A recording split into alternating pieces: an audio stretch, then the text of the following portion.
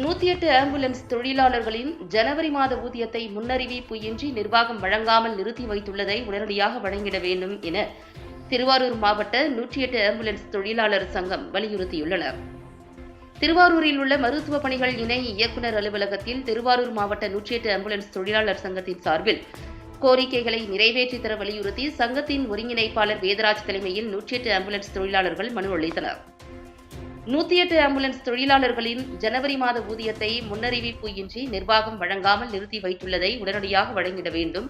ஊதியத்தை வழங்க வலியுறுத்தி வருகின்ற 8ஆம் தேதி திருவாரூர் மாவட்ட ஆட்சியர் அலுவலகம் முன்பு ஆர்ப்பாட்டம் நடைபெறும்.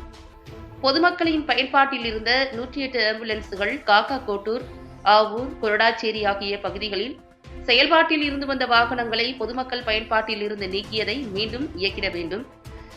108 ஆம்புலன்ஸ் வாகனங்களை குறிப்பிட்ட கால இடைவெளியில் பராமரிப்பு செய்திட வேண்டும்.